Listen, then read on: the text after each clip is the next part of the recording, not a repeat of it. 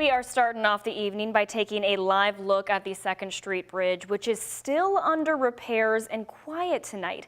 It's been 5 days now since the northbound lanes, which carry traffic from southern Indiana to downtown Louisville, closed for repairs.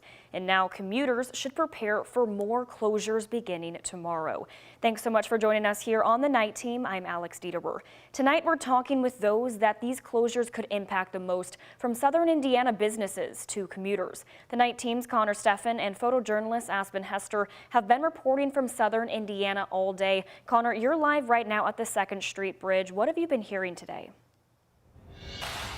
Well, so Alex, we've spoken with about half a dozen or so businesses on the Jeffersonville side. Surprisingly, they're saying that there's very little impact these closures are having on them, though ask commuters, and you'll hear a very different story.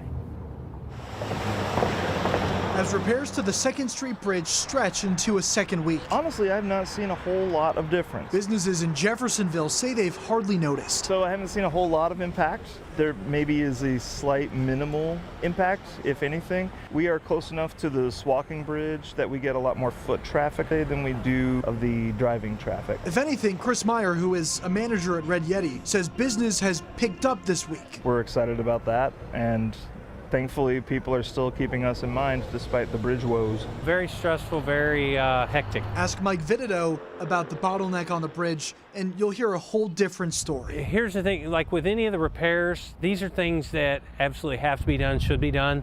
But I think on the end of city planning and stuff like that, I think that's where it's been lacking. Vitito says he commutes from Louisville to southern Indiana just about every day. Well, now I'm kind of forced to take the Kennedy.